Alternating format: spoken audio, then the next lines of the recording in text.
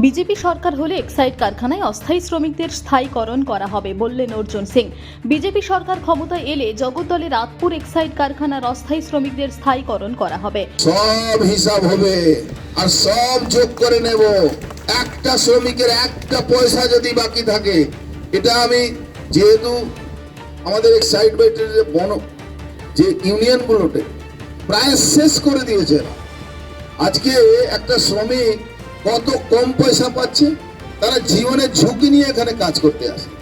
এখানে যত পলিউশন হয়, আশেপাশে যে কোনো সময় যে কোনো দিন একটা বড় দুর্ঘটনা হতে পারে।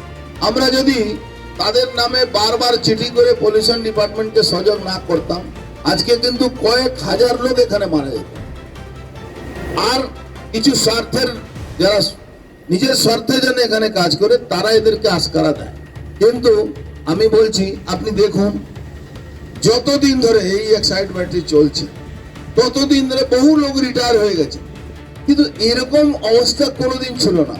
একটা সময় ছিল সরকারি চাকরি যদি পাওয়া যেত আর তাকে বলা হতো এক্সাইড ব্যাটারিতে চাকরি পাওয়া যায়, কোন জায়গায় কাজ করবে, তখন সে বলতো না, আমি এক্সাইড ব্যাটারিতেই কাজ করবো, আমার সরকারি চাকরি লাগবে না।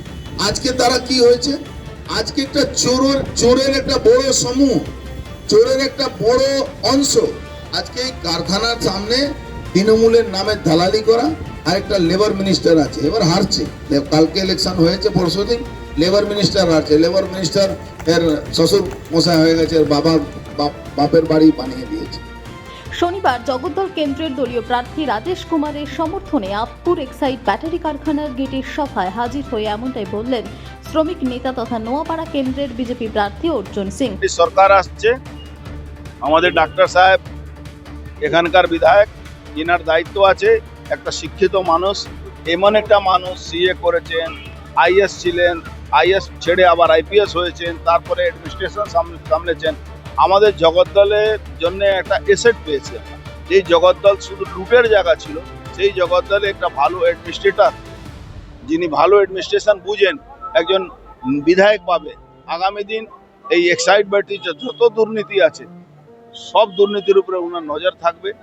তার অভিযোগ, 11 বছর ধরে এক্সাইড কারখানায় শ্রমিক ইউনিয়নের নির্বাচন হচ্ছে না, এমনকি বিজেপির ইউনিয়নকে ব্যান্ড করে দেওয়া হচ্ছে। ইতিমধ্যে ইউনিয়ন অফিসের ঠিকানা নাকি খুঁজে পাওয়া যাচ্ছে না। তার দাবি, বিজেপি ক্ষমতায় আসার পর এক্সাইড কারখানার ওপর দুর্নীতির নজর রাখবেন রাজেশ কুমার। সভায় হাজির ছিলেন দলীয় প্রার্থী রাজেশ কুমার ছাড়াও অন্যান্যরা।